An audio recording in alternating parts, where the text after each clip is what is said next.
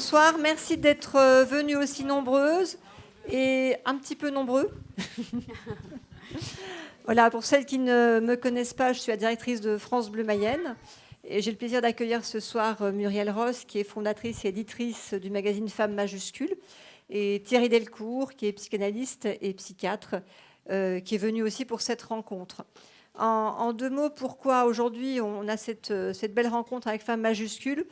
C'est parce que, comme vous le savez, je suis animée par le soin et l'envie d'accompagner les femmes et de les aider et de répondre à leurs attentes. Je trouve qu'aujourd'hui, malheureusement, on ne répond pas assez à leurs questionnements.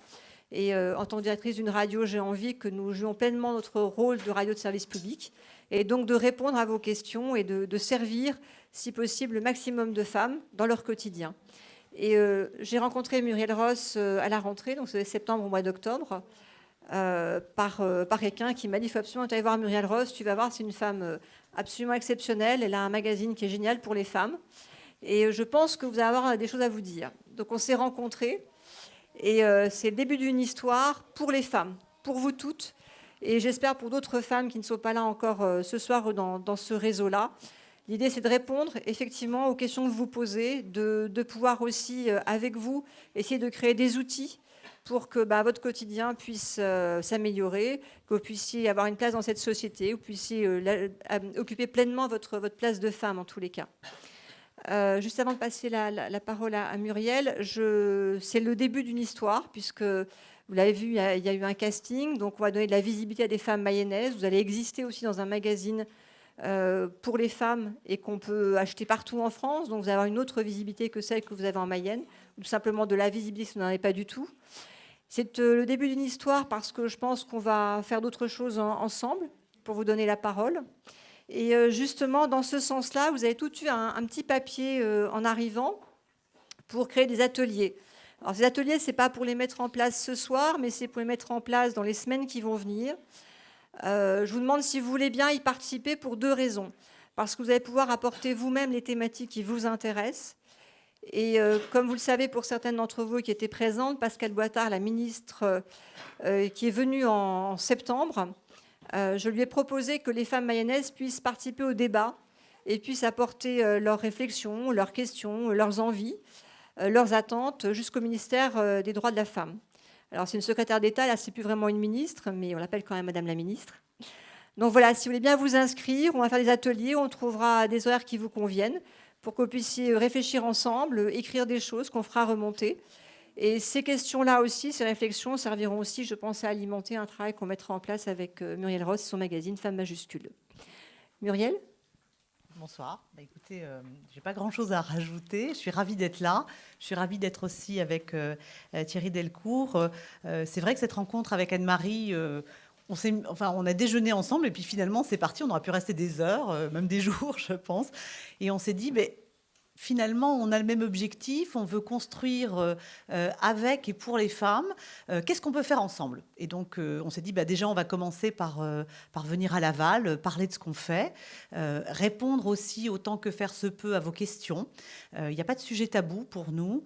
Je vais juste dire 2-3 petites choses sur Femmes Majuscules pour que vous ayez l'information. C'est un magazine qu'on a créé maintenant au mois de mars, ça fera 5 ans, qui sort tous les 2 mois, qui est vendu en kiosque et sur abonnement. Et alors, il a 2 particularités principales. La première, c'est qu'il s'adresse à des femmes qui assument leur maturité. Et donc, chez nous, on montre des femmes et on parle aux femmes qui ont plus de la quarantaine.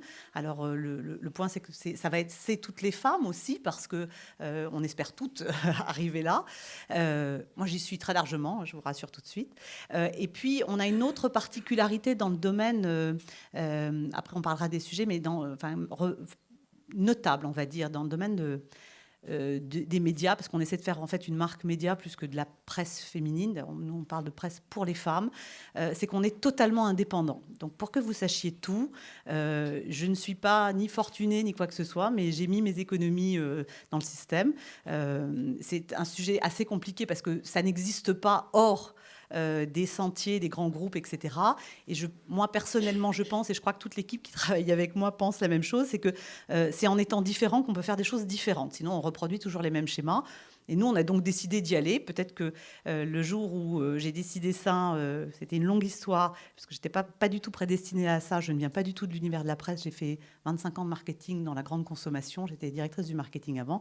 Et je me dis, c'est pas possible qu'on continue à parler aux femmes comme ça. Et c'est comme ça que l'idée, en fait, jamais. Je pense que si j'avais su tout ce que c'était, je suis pas sûre que je l'aurais fait. Mais ce qui est toujours bien dans les projets, c'est que on les fait en marchant. Et ça, c'est très important. Et il y a une chose qui, pour moi, est au-dessus de tout, c'est que je voudrais que cette marque média, ou en tous les cas ce magazine tel qu'il est aujourd'hui, ne soit pas le nôtre, mais soit le vôtre. Et c'est pour ça qu'on est, nous, on fait des démarches pour aller vers les femmes. On a envie qu'elles nous parlent, qu'elles nous disent quels sont leurs questionnements, parce qu'on en a, nous, enfin moi en tout cas personnellement, et je pense qu'on est un peu plusieurs dans ce cas-là, ras-le-bol de ce, même bien que notre addiction soit à Paris, de ce parisianisme, de ces systèmes qui vous disent comment vous devez penser, où vous devez penser, comment vous devez faire, comment vous devez être. Moi je pense que les femmes sont diverses, quand elles ont le droit d'être différentes, qu'on a tout le droit d'exister, on a tout le droit d'être sur papier glacé, ça n'est pas réservé que à certaines, et on se bat pour ça. Donc j'espère que on va pouvoir échanger sur le sujet. Sachez que c'est ouvert, et je suis ravie que Thierry Delcourt, déjà c'est un homme, il a accepté de venir parler avec nous, et ça je pense que c'est très important, parce que on s'est dit, quand on a discuté avec Anne-Marie de quoi on pourrait parler, et on est très vite arrivé à ce sujet de l'image des femmes dans les médias. Ça, c'est un sujet qu'on a beaucoup abordé avec Thierry. Et en fait, je crois qu'on ne se rend pas toujours compte de toute l'influence que ça peut avoir. Et c'est là où il faut qu'on prenne conscience et qu'on se saisit toutes, parce que personne ne le fera pour nous. Si on veut faire changer les choses, il faut aussi faire changer ces images, images au sens très large, hein, pas seulement en photo, au sens très large qu'on nous propose dans la presse, et dans la presse féminine en particulier. Voilà. Alors, donc la thématique, c'est l'image de la femme dans les médias. C'est effectivement, je pense, une question qui nous concerne toutes et tous d'ailleurs. Florence Dambrière donc, anime Les Gonzesses, donc, ce rendez-vous quotidien avec une rediffusion le samedi. Va animer cette rencontre. Le micro va circuler, surtout profitez-en pour vous exprimer, poser des questions. On a l'opportunité d'avoir un magazine, une représentante d'un magazine qui est différent, donc c'est peut-être l'occasion de savoir comment ça marche et comment on arrive à trouver sa place dans un monde où l'image de la femme est très stéréotypée, il faut bien le dire. Cette rencontre est enregistrée, elle sera rediffusée samedi après-midi pour toutes les femmes qui ne peuvent pas être là. Elle est aussi filmée pour qu'on puisse avoir cette rencontre à disposition du plus grand nombre, puisque la volonté, encore une fois, c'est de toucher toutes les femmes dans leur diversité. Voilà, merci en tous les cas. Merci effectivement à toutes et à tous d'être avec nous. Merci à Thierry Delcourt effectivement de ne pas avoir eu peur de venir au milieu de toutes ces femmes. Pour préparer cette émission sur le thème de l'image de la femme dans les médias, vous nous avez déjà envoyé quelques-unes de vos questions. Évidemment, je peux être votre porte-parole et les poser pour vous. Cela dit, puisqu'on a la chance de vous avoir, on aimerait vraiment que vous ne soyez pas timide. Et je sais qu'on peut compter sur vous pour ça, pour que vous nous posiez effectivement vos questions. Il y a Cécile qui est armée d'un micro et qui va donc pouvoir se balader pour venir auprès de vous et qu'on puisse échanger ensemble. Effectivement, la question est de savoir si l'image de la femme dans les médias vous convient, si elle vous ressemble, si vous voudriez changer des choses et des détails, si vous avez des questions sur la façon dont l'image de cette femme est fabriquée. Donc n'hésitez pas, je sais que c'est toujours compliqué de démarrer le bal. Si une ou l'autre veut lever la main là maintenant tout de suite pour lancer évidemment ces échanges, car il s'agit vraiment d'échanges ensemble, n'hésitez surtout pas à nous faire un petit signe, on saura le capter. Moi, la première question que j'avais envie de vous poser, Muriel Ross, d'ailleurs d'autres gonzesses du club ont voulu vous la poser aussi, c'est savoir si vous avez rencontré des obstacles pour créer une revue différente, vous le disiez il y a quelques instants, et accessible aux femmes de 40 ans ou plus et aux femmes actives. Vous riez quand je vous pose la question, mais je ne sais pas si vous avez ri tous les jours en créant le magazine Femmes majuscules. Non, je ris parce que la question, c'est un euphémisme. Des obstacles. Je ne veux pas dire qu'il n'y a eu que des obstacles, parce qu'heureusement, il y a des gens qui ont dit allez, vas-y, fonce. Mais on m'a regardé gentiment en se disant, alors que ce soit des banquiers, des éditeurs, etc., elle est mignonne, elle, avec son sujet. Donc, parce qu'on m'a dit, c'est pas possible. Donc on m'a dit, on ne peut pas faire ça, c'est pas possible, les femmes ne veulent pas voir ça. Donc je ne sais pas de quel point de vue, mais on m'a expliqué ça. Ce sont des hommes ou des femmes qui vous ont dit ça? Alors, je vais vous donner juste une information. 100% des médias français, ou 99,9, appartiennent et sont dirigés par des hommes. Donc oui, ce sont des hommes qui m'ont dit ça. D'accord, c'est un élément de réponse. Ensuite, quand j'ai dit, en fait, moi, je ne viens pas de la presse, donc je ne sais pas, ça n'est pas mon métier. Mais je vous explique mon projet. On m'a dit, ah non, mais déjà montrer des femmes de plus de 40 ans, ça va pas être possible, parce que en fait, ça va pas. C'est pas, je sais pas, elles n'ont pas le nez au milieu de la figure, je sais pas, elles sont pas belles. Enfin, il y a un truc qui va pas. Et puis, quand j'ai dit que je voulais que ça s'appelle Femme majuscule, parce qu'en fait, je cherchais des conseils. Alors là, on m'a dit, alors là, c'est pas du tout possible. D'abord, ça veut rien dire du tout. En plus, on peut pas appeler un magazine comme ça. Enfin, et alors, moi, j'étais très étonnée et je leur ai dit juste un truc. Je peux tout entendre sur le contenu, sur la façon de faire un magazine. Je ne sais pas, c'est pas mon métier, donc ça, je peux entendre. Mais j'ai une conviction profonde, c'est que ça doit s'appeler Femme majuscule. Et en fait, je me suis rendu compte que ça dérangeait beaucoup ces messieurs que ça s'appelle Femme majuscule. Quand j'ai écrit le premier édito, je me suis dit, tiens, je vais chercher ce que ça veut dire majuscule, parce qu'en fait, on avait fait un travail de créativité pour trouver ce nom-là. Et ce que moi, je voulais, c'était que ce soit un terme qui puisse décrire les femmes et qu'elles puissent s'approprier, qu'elles puissent dire, je suis une femme majuscule ou je me sens comme une femme majuscule. Et j'ai compris pourquoi il y a des choses qui parlent, je pense, et ça Thierry pourra sûrement en parler mieux que moi, à notre inconscient collectif, c'est qu'en allant chercher le sens de ce mot majuscule, je me suis dit, ah oui, c'était quand même exactement ce qu'on voulait dire. Ça vient du latin, c'est magnusculus, ça veut dire un peu plus grande. Et oui, je pense qu'à un moment donné, la maturité nous apporte l'idée qu'on est un peu plus grande. Et moi, je dis souvent virgule, et donc on me parle autrement, s'il vous plaît. Du coup, j'ai compris pourquoi ça dérangeait quand je disais ça. Donc, et alors, ce qui m'amuse beaucoup, c'est que quasiment 5 ans plus tard, les mêmes, que je ne citerai pas, quand maintenant on a des femmes qui disent « moi, je me sens une femme majuscule », etc., et pourtant on est encore un tout petit acteur du marché, ils nous disent on est pas mal cette marque-là quand même, finalement. Donc voilà. Donc ça veut dire qu'à un moment donné aussi, quand on a une conviction profonde, il faut y aller, et que quand vous pensez différent, le premier truc qui se passe, c'est qu'on vous dit c'est pas ça qu'il faut faire. Et alors ça, c'est aussi un tropisme très français, parce que cet été, je suis allée aux États-Unis. Je suis allée rencontrer des femmes qui font un peu l'équivalent du même magazine que moi aux États-Unis, qui s'appelle More. Et ces femmes m'ont dit... mais c'est incroyable, vous êtes notre sœur de l'autre côté de l'Atlantique, c'est formidable, avec l'esprit américain. Comment on peut vous aider? Qu'est-ce qu'on peut faire? Et 3 mois plus tard, on avait une interview de Michelle Obama et de Meryl Streep dans le magazine. Donc, avec une couverture, etc., des autorisations demandées à la Maison-Blanche qui nous ont été données. On se dit, ah oui, il y a quand même un traitement un peu différent. Donc, des obstacles, il y en a eu, mais heureusement qu'on ne s'arrête pas aux obstacles. Ne soyez pas timide, je le rappelle. Cécile est juste là avec son petit micro. Une question à vous, Thierry Delcourt, donc psychiatre et psychanalyste. Le fait que la presse soit détenue par des hommes, est-ce qu'on doit y trouver un sens ou pas, à votre avis? Est-ce qu'ils veulent pouvoir garder la maîtrise de notre image? Je crois qu'il n'y a pas besoin d'être psychiatre pour vous répondre. Chacun de nous, on peut répondre ici, effectivement, qu'il y a une emprise, il y a une mainmise sur tous les organes de pouvoir, hein, que ce soit politique, que ce soit de la presse, enfin tout ce qui représente un pouvoir et qui permet à un moment donné d'avoir un impact sur la population et de diriger la vie de chacun à partir de là. Hein, c'est vraiment quelque chose de tout à fait logique. Donc en fait, Muriel Ross est en train d'essayer de nous libérer, de nous permettre de tenir la barre de notre bateau.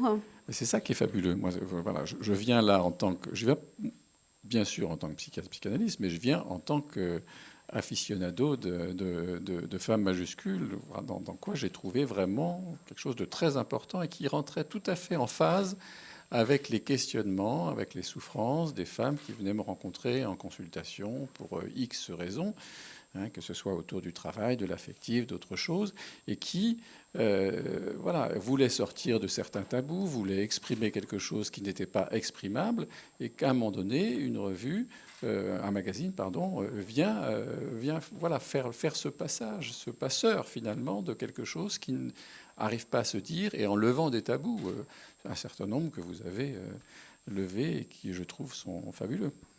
Alors, on a une question, je crois. Bonsoir. En fait, je me posais la question de savoir pourquoi est-ce que dans les médias... Plus près du micro, dans les médias ou dans les marques, il est d'usage de penser que l'âge aspirationnel est de 28 ans. Et je me posais la question d'où ça vient, pourquoi. L'âge aspirationnel. L'âge aspirationnel, c'est comme ça qu'il parle. Hein. Ouais. Oui. Vous avez déjà entendu parler de ça, Muriel Ross? Alors, de l'aspirationnel, oui, parce que c'est normalement ce qui nous amène à bouger de notre état. Et puis, l'âge aspirationnel, ça va être l'âge dans lequel on aspire tous à être. Alors ça, je ne sais pas, moi non plus, d'où ça vient. Ce que je sais, c'est qu'on a du mal à faire entendre des choses différentes. Moi, on m'a expliqué que... mais en fait, ce que veulent les femmes, c'est être jeune, faire jeune, etc. Alors moi, quand je parle avec les femmes, c'est pas ce que j'entends, mais et en plus, on se met toujours derrière un truc c'est ce que disent les études. Alors moi, j'ai fait des études pendant 20 ans. Je peux vous dire que les études, on peut leur faire dire beaucoup de choses. Donc ça après, et on entend aussi de l'étude dont on vous donne les résultats que ce qu'on a envie d'entendre. Donc je pense qu'aujourd'hui, ce point-là, c'est plus un point de la société qui pour moi, fait un mélange entre deux choses, entre ce qu'on appelle la jeunesse et le fait d'être vivant. C'est-à-dire qu'aujourd'hui, le jeunisme, en fait, c'est-à-dire qu'on a eu un culte de la jeunesse et c'est devenu un jeunisme, c'est-à-dire que point de salut sans la jeunesse, avec des effets, et ça je pense que Thierry pourra en parler mieux que moi, des effets qui sont totalement pervers, c'est que comme tout le monde veut être jeune, tout le monde est au même endroit, et qu'il se pose une question assez grave aujourd'hui, c'est que c'est comme si on niait la présence et l'existence des générations. Alors les générations, elles ont un rôle chacune entre elles par rapport aux autres. Et puis, on est tout le temps en train de nous proposer ces images jeunes, en fait. Et quand on regarde, qu'est-ce qu'on attribue à la jeunesse? On lui attribue quoi? On lui attribue le fait d'avoir des projets, le fait d'avoir des envies, le fait d'avancer. Mais ça, moi, j'ai un peu l'impression que c'est plutôt ce qu'on attribue au fait d'être vivant. Quand quelqu'un est vivant, il a envie de participer, d'avancer, d'avoir des projets. Donc, je pense qu'on mélange la notion d'être vivant et la notion d'être jeune. Moi, je connais des jeunes au sens de la carte d'identité, qui sont déjà très très vieux dans leur tête, et puis je connais des gens qui sont beaucoup plus vieux et qui sont des jeunes dans leur tête. Donc on mélange, pour moi, on mélange un peu tout, et je pense qu'au départ, et ça nous on avait fait une étude là-dessus, une enquête, le jeunisme en fait a été quelque chose qui a été en fait poussé notamment par les marques, vous parliez des marques, et poussé aussi par toute la société de consommation pour vendre des produits. C'est-à-dire que comme de toute façon, la seule façon qu'on a trouvé de vivre, c'était quand même de vieillir. Du coup, si on vous propose ce Graal de rester jeune, on va vous vendre des trucs qui vont vous aider à être et à rester jeune. Donc, en fait, il faut se poser des questions, c'est qu'est-ce que ça rapporte? Il y avait justement une question d'une des gonzesses qui nous avait été délivrée avant cette rencontre, qui parlait de ça, qui nous demandait ce qu'il fallait penser de la double image transmise dans les médias, celle des articles et celle de la publicité. Et qu'est-ce qu'il fallait faire de ce hiatus entre les deux? Alors là, c'est très compliqué parce que là, on touche au point économique, en fait. C'est pas le nerf de la guerre? Et c'est un peu le nerf de la guerre. Alors après, on peut se poser, nous, on se pose des questions maintenant de façon aussi un peu différente. On est en train d'y réfléchir. C'est qu'il faut être clair qu'il y a un certain nombre de médias, quels qu'ils soient, qui sont surtout, en fait, plus destinés aux annonceurs qu'aux gens qui vont consommer, entre guillemets, ces médias. L'exemple, c'est par exemple les gratuits, c'est-à-dire que c'est gratuit pour vous, mais que je sache, l'information n'est pas gratuite, donc c'est que quelqu'un la paye, et il faut vous poser la question de qui la paye pour qu'elle soit gratuite pour vous, et qu'est-ce que ça veut dire sur l'information qu'on vous délivre. Donc derrière, il y a aussi des tas d'économies. Qu'est-ce qu'on essaie de vous dire? Comment on essaie de vous amener à certaines réflexions? Et puis après, sur la publicité, en tant que magazine, on n'a pas notre mot à dire sur la publicité. Par contre, parce que je sais que c'était une partie des questions, en tant qu'éditeur, on a le droit de dire je refuse cette publicité pour des raisons qui sont de non-cohérence avec ce qu'on est. Alors après, la question, c'est quand vous voyez aujourd'hui que les prix des magazines ne sont pas du tout le reflet du travail qui est à l'intérieur. Donc ça veut dire qu'une grosse partie, pendant très longtemps, c'est moins le cas aujourd'hui, c'est un peu moins le cas aujourd'hui parce que le marché de la publicité, notamment pour la presse magazine, va moins bien parce qu'il y a Internet, etc. Mais en tous les cas, pendant très longtemps, les magazines, et c'est pour ça qu'ils se sont beaucoup battus, ont gagné beaucoup d'argent en vendant de la part de cerveau des lectrices. Donc grosso modo, des fois je dis, certains magazines, je ne dirais pas lesquels, on devrait vous les donner gratuitement, parce qu'ils sont déjà largement payés par les annonceurs. Donc là aussi, il y a la question de savoir ce qui se passe. Alors quand Nous, par exemple, on a peu de publicité parce que c'est un sujet qui n'intéresse pas, que tout le monde nous dit qu'on est trop petit. Enfin bon, je vous passe tous les détails, mais peu importe. Et les femmes disent chez nous, ce qui est bien chez vous, c'est qu'il y a moins de pubs. Alors ça pose la question du prix. C'est-à-dire qu'aujourd'hui, en fait, nous, chaque fois que vous achetez un magazine, moi, je perds de l'argent très concrètement. Donc voilà ce qui se passe dans le modèle économique. Et donc là aussi, c'est une position de société de se dire qu'est-ce qu'on veut. Est-ce qu'on veut une information? Parce que moi, il y a des gens qui travaillent pour moi ici. J'ai la prétention de dire que les gens qui travaillent pour moi, ils sont tous payés. Parce qu'il y a aussi des systèmes dans lesquels on ne paye pas les gens. C'est une autre façon de faire. Là, pour le coup, ça ne coûte pas très cher à produire.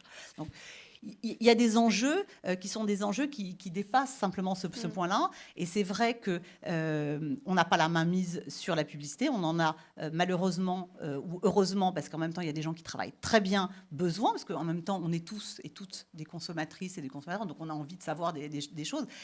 Mais il y a un lien de temps en temps qui s'établit, qui n'est pas toujours très clair, entre la partie publicitaire et la partie rédactionnelle. Je ne vous apprends rien, hein, vous les feuilletez, vous les lisez, vous voyez bien ce qui se passe.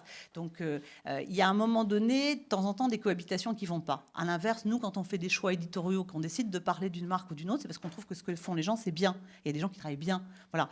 Mais on a, nous, aujourd'hui, cette liberté. Alors on a cette liberté-là, notamment parce qu'on a peu d'annonceurs. La question se pose le jour où... si on bientôt, où oui, mais ça pose un certain nombre de questions. C'est-à-dire, c'est de se dire qu'on a suffisamment de femmes qui sont derrière nous et qui nous suivent pour pouvoir garder cette liberté de ton. Ça, pour moi, en tous les cas, à titre personnel, et je crois que pour mon équipe, c'est extrêmement important qu'on puisse garder ça. Sinon, pour moi, ça n'a aucun intérêt de le faire. Parce que déjà, je n'ai aucun intérêt. Mais mon intérêt personnel dans le sujet, c'est de me dire, si je peux amener avec mon équipe un petit grain de sable pour qu'on fasse bouger les choses, alors on aura réussi quelque chose. Mais ça ne se fera pas sans vous. Enfin, je veux dire, on le fait pas, on le fait pour nous parce que ça nous dérange, mais on le fait aussi pour vous et on espère que vous allez grossir les rangs en fait, du système pour que les choses bougent. Parce que le jour où on est très nombreux, je vous donne juste un chiffre. En France, vous avez aujourd'hui une femme majeure sur deux, pour ceux qui font de la politique, une électrice sur deux, qui a 50 ans et plus en France. On est 15 millions de femmes à avoir plus de 45 ans. Si on dit qu'on en a ras-le-bol, ça va s'entendre. Mais il faut dans ce cas-là serrer les coudes et dire on y va.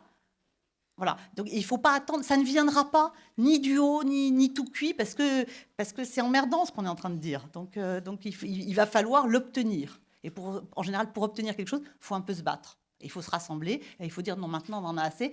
Et surtout, au-delà de dire on en a assez, il faut proposer d'autres voies. Parce que dire il y en a marre, ça on est tous capables de le dire. Hein, c'est ce que dit très bien Alexandre Jardin quand il dit stop aux diseux, laissons faire les faiseux. Faisons, alors après on peut se tromper en faisant, mais au moins on enclenche des choses. Et c'est en faisant qu'on trouve des solutions. Donc vous n'êtes pas que du poil à gratter, vous êtes aussi une force d'action. Qui trouve son écho. Oui, parce qu'il faut agir à un moment donné. Alors moi, je dis pas, moi j'essaie de faire du mieux que je peux. Je dis pas que j'ai raison. Je dis, au moins, j'ai une satisfaction profonde d'avoir essayé. Après, voilà, je peux rien faire toute seule. Et mon équipe le sait très bien. Et les femmes qui nous lisent, moi, quand il y a des jours où je me dis non, je vais pas y arriver, je reçois un courrier d'une femme qui me dit ouais, c'est super ce que vous faites, ça, machin et tout. Je me dis bon, j'ai pas le droit d'arrêter là. Comment je peux pas? Il faut que j'y aille. Donc voilà, on se nourrit de ça. On se nourrit des rencontres avec les femmes. Il y a des femmes qui sont venues nous voir là ici à la rédaction. Elles ont vu comment on travaillait. C'est la porte est ouverte. On essaie de faire du mieux qu'on peut et on espère que ça aide les femmes.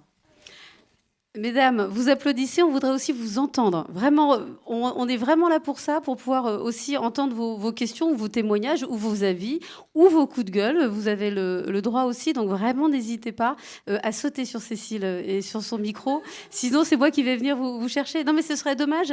Vous avez laissé plein de questions, ce serait dommage que vous les exprimiez pas par vous-même. Ah, voilà, un doigt qui se lève.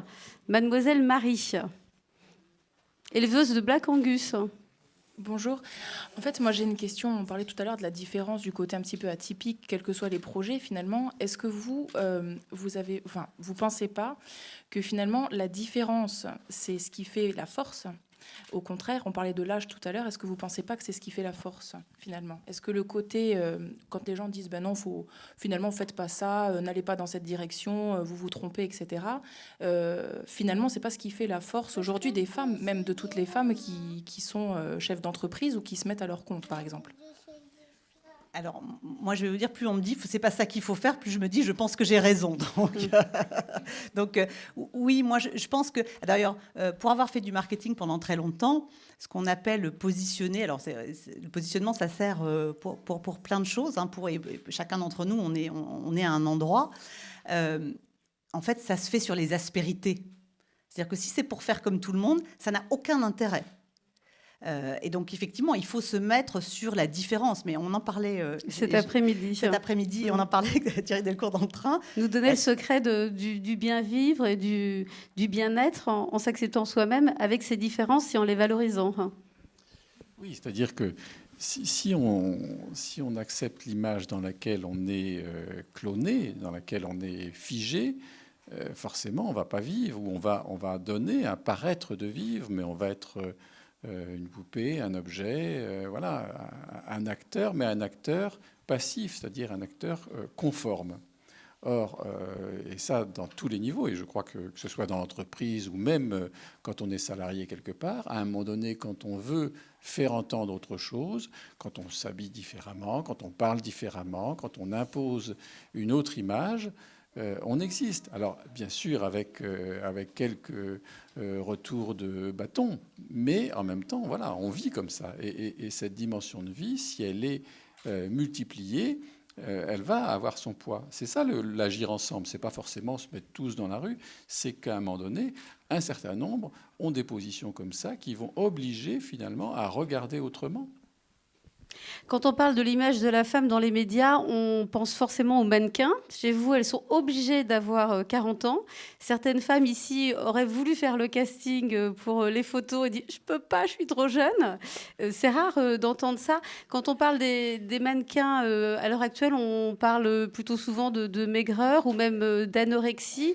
Est-ce que vraiment l'image de la femme dans les médias, à votre avis, Thierry Delcourt, pousse éventuellement des jeunes filles à l'anorexie ? Alors, déjà, l'image. Je pense que l'image, c'est aussi un discours. Hein, c'est ce qu'on dit, avec même les contradictions dans ce qui est dit. Voilà, le fameux « sois belle et tais-toi ». Voilà, ça existe encore, hein ?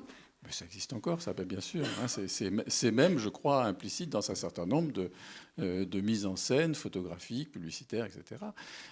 Et donc, ça incite à un moment donné, effectivement, à se soumettre. Dès l'instant où on se soumet à une image, qu'elle soit celle d'un discours, voilà, une ménagère, c'est comme ça, ceci, cela, ou que ce soit celle d'une image photographique, à un moment donné, on n'existe plus. Ou alors, on va essayer de coller à ça. Et si on colle à ça, eh ben on va engager des régimes, par exemple. Et on sait bien que quand on commence à engager des régimes, ça n'est pas bien sûr la photographie en elle-même, ce n'est pas l'image qui va provoquer l'anorexie, mais c'est à un moment donné cette image-là qui va amener à un certain nombre de femmes dans cette impasse-là, et notamment des adolescentes. Parce que quand on parle de cette question de l'image, bien sûr, des femmes de 40 ans ou 50 ans, on parle d'abord d'une prévention chez les filles. Et la première action, c'est la prévention chez les filles, c'est-à-dire la responsabilité de chaque mère, mais de chaque père aussi, c'est à un moment donné de ne pas les faire coller à une image, ou de ne pas en faire des lolitas ou des femmes objets, etc., ou de les cloner en princesses, etc. Est-ce que c'est facilement audible auprès de la jeune génération de leur dire tout ce que tu vois dans la presse, dans les magazines, placardé dans les publicités, c'est pas le bon modèle. Le bon modèle, c'est moi, ta mère, moi, ton père qui va te le donner. Est-ce que c'est facile de lutter, justement, ce que fait Muriel Ross aussi avec son magazine, contre ces modèles-là et ces images-là ? Je crois que tout à l'heure, on en parlait, on disait que dans les années 80-90, il y a eu un mouvement fort, et ce mouvement féministe au sens large a fait que les mères avaient cette conscience-là et sensibilisaient. Je pense qu'on est dans une société en ce moment très consommation, très consumériste, et qui impose des modèles qui finalement court-circuitent la pensée et empêchent à un moment donné ce raisonnement qui pourrait dire attention, je ne vais pas l'égarer dans tout ça. En plus, il y a une telle sollicitation, que ce soit dans les jouets, que ce soit dans les vidéos, dans les jeux vidéo, etc., que finalement, on y vient très rapidement. Et s'il n'y a pas une vigilance permanente, mais je crois que ça se pose aussi pour l'alimentation, ça se pose pour un certain nombre de... Voilà, si on n'a pas une vigilance permanente par rapport à ça, on tombe dans les pièges. Et quand on y est tombé, chacun d'entre nous, d'ailleurs, on peut y tomber. Donc il Même faut se quand on remettre à croit être penser vigilant. par soi-même. Ah, je crois, oui. Moi, je voudrais juste rajouter quelque chose là-dessus, c'est que je pense en plus qu'il y a quelque chose de très pervers auquel on est toutes, je pense, et tous sensibles, c'est que, et je reviens à cette notion du jeunisme, comme c'est devenu l'espèce de valeur, enfin une des valeurs dominantes, l'insulte la pire, c'est d'être traité de vieux. Du coup, quand vous n'allez pas dans le sens, effectivement... Vieille, c'est pas encore pire Vieille, que c'est vieux. pire que vieux, hein. Il me semble. C'est double peine. Vieux, c'est déjà pas bien, mais alors vieille, franchement, vous poussez.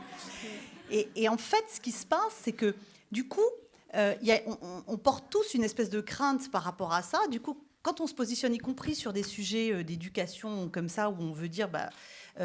et qu'on commence à nous dire « Ah non, mais tu dis ça, t'es complètement réac, t'es vieux jeu, t'es machin. » Puis on sent que le vieil, ça va arriver, là, le coup d'après. Ça va tomber, Ça attention. va tomber. On se dit, on veut être la mère sympa, on va donc faire... Je vais vous dire un truc, moi, qui m'a beaucoup choquée il n'y a pas très longtemps, il y a à peu près un an, il y a eu une étude faite par un organisme, l'IFTH, sur les comportements entre les mères et les filles sur les vêtements. Donc les filles ont toujours piqué dans le vestiaire des mères un certain nombre de choses, donc très bien. En plus, on sait que c'est... Puis en plus, en général, la mère, elle a des trucs un peu mieux que la fille, donc on se dit, tiens, je vais lui piquer ça, puis si elle ne s'en rend pas compte, je vais le garder, etc. Et donc là, il y avait tout un papier sur ce sujet, puis ensuite, il y avait, c'était dans un journal, le témoignage de 5 femmes qui avaient entre 45 et 60 ans, et on leur demandait, vous, comment vous faites avec votre fille ? Et là, moi, j'étais sidérée. Pour moi, c'est dans ce qu'on appelle les signaux faibles, mais c'est passé comme un truc qui était normal. C'est que donc toutes les mères disaient, bah oui, bien sûr, moi j'échange des fringues avec ma fille, etc. On se les prête. Bon, alors il y en avait qui disaient, bah on n'a pas la même taille, donc c'est compliqué, etc. Et alors il y avait l'apothéose dans une des mères qui disait, ah oui, oui, nous on se prête plein de choses et tout, y compris on s'échange de la lingerie. Et là, la femme était en photo, il y avait son texte en dessous. Donc je me suis dit, dire ça à visage découvert, etc., c'est qu'on trouve que c'est bien. Donc ça veut dire que là aussi, tout le système médiatique, le système consumériste a percolé et puis donc du coup c'est ça la bonne façon de se comporter. Donc je pense que aussi c'est de temps en temps d'oser dire des choses qui ne seront pas politiquement correctes. Oui, on a le droit de trouver ça pas bien. Bon, voilà, moi je le dis, je trouve pas ça bien, mais ça n'engage que moi. Mais en même temps, de temps en temps, quand on dit des choses, il y a des gens qui vous disent, ben moi je suis d'accord avec vous, mais jusqu'à présent, je n'ai pas trop osé le dire. Bon, ben voilà, ça commence comme ça. Il faut libérer la parole sur des choses. Heureusement, on a quand même le droit de penser par soi-même, même si ce n'est pas ce que pense la pensée dominante. Osons, on est là pour ça ce soir. On a une question pour vous. C'est une remarque. À côté de l'image en fait, qu'on transmet au sein des magazines, il y a aussi les compétences des femmes. Et quand on voit aujourd'hui dans les médias, dans les émissions, il y a des enquêtes qui ont montré qu'il y avait... je prends par exemple, je n'ai rien contre C'est dans l'air, mais C'est dans l'air, c'est 90% d'hommes qui interviennent sur tous les sujets d'actualité. C'est un petit peu dommage parce que justement, on ne peut pas s'imaginer et se donner des envies. Comme vous disiez tout à l'heure, pour rester jeune, il faut aussi avoir des projets. Il y a notamment le guide des expertes qui a beaucoup travaillé pour faire un catalogue des compétences des femmes dans tous les domaines. Et on voit qu'on en est toujours au même point depuis 3 ans. Il n'y a pas eu de pourcentage qui a bougé dans les interventions des femmes en fonction de leurs compétences. Donc, comment on peut faire ? C'est une question, c'était pas... Comment on peut faire pour que les femmes soient plus présentes dans les médias ? Pas simplement l'image, mais aussi les compétences. Aussi en tant qu'experte. Voilà. Alors, il y a aussi un truc qu'il faut savoir, qui a été d'ailleurs dit dans le rapport sur l'image des femmes dans les médias, qui a été publié en 2008, où il y a, en plus de ce que vous dites, un autre point, c'est que... Alors, ils disent, mais si, quand même, des femmes, il y en a. Alors, c'est bien, parce que c'était d'ailleurs que des patrons. Toujours dans les mêmes sujets. Alors, pas seulement toujours dans les mêmes sujets, mais toujours dans les mêmes expériences. C'est-à-dire que les hommes sont des experts, les femmes sont là pour transmettre l'émotionnel, le témoin. Oh là là, vous ne savez pas savoir comment ça m'a choqué, ce truc-là. Et l'expert qui explique, vous voyez, cette femme a subi un traumatisme. Bon, voilà. Donc ça aussi, ça fait partie des choses, parce qu'on veut dire, il y a des femmes, mais ça dépend de ce qu'on leur fait faire. Après, là aussi, c'est une question de qui tient la barre et qui demande quoi. Nous, par exemple, très souvent sur nos débats, etc., on dit... il y a au moins une femme. Alors, je vous dis ça, puis dans le prochain, il n'y en aura pas, parce qu'on n'a pas trouvé, en fait, c'était sur un sujet technique, et on a eu du mal à en trouver une. Donc voilà, on s'est dit, pour une fois, il n'y aura pas de femme, et c'était un peu la mort dans l'âme. Mais c'est aussi, moi, quand je travaille avec les journalistes, je leur dis, non, mais elle me propose, je dis, mais sur tel sujet, je veux que ce soit des femmes. Je vais prendre un sujet qui me tient particulièrement à cœur, qui est le sujet de la ménopause. J'ai dit, d'accord, mais ce sont des femmes gynécologues qui vont parler du sujet, et plutôt des femmes qui elles-mêmes sont des femmes majuscules, plutôt qu'un jeune et fringant médecin de 30 ans. Voilà. Bon. Donc quand on a le pouvoir de décision, on a aussi le pouvoir d'obliger à ces choix-là. Mais ça, c'est compliqué, puisque je vous disais tout à l'heure qu'il y a peu d'endroits où, quand on dit le pouvoir de décision, qu'on s'entende bien. C'est pas parce que vous êtes directrice du truc, parce qu'on m'a dit, tu peux pas dire ça, les rédactrices en chef sont des femmes. D'accord, on voit quand même très très bien que quand elles font pas ce qu'on leur demande, c'est pas dit comme ça, il y a du changement. Si c'est vous qui avez les sous, alors c'est différent. Donc en fait, le pouvoir, il se traduit par qui c'est qui tient les cordons du porte-monnaie.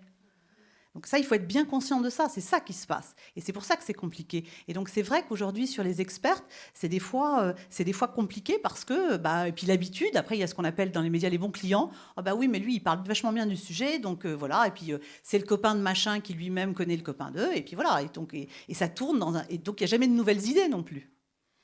Donc il y a un truc, effectivement, sur les expertises et les compétences des femmes qui est compliqué aussi à faire émerger. Donc, mais là aussi, il y a un moment donné, il faut se battre pour ça, il faut aller chercher. Alors nous, des fois, on nous dit, vous n'avez que des femmes. Non, il y a aussi des hommes qui interviennent chez nous. Mais c'est vrai, ce sont des choix. C'est comme quand on me dit, le photographe, il veut photographier que des jeunes mannequins. On lui dit, d'accord, il ne photographiera pas pour chez nous. C'est tout. Vous êtes le donneur d'ordre. Donc c'est une responsabilité. Et c'est pas vrai que les choses se font. Moi j'ai entendu un grand magazine dire mais non, mais chez nous, vous comprenez, c'est le photographe, parce que les photographes, ils veulent faire des filles qui sont jeunes. On lui dit mais attendez, qui c'est qui paye, qui c'est qui donne l'ordre? Donc dites pas ça. Voilà. Donc merci beaucoup. Donc il n'y a pas de hasard au constat qui est fait. Non, ce sont des enchaînements de tas de choses.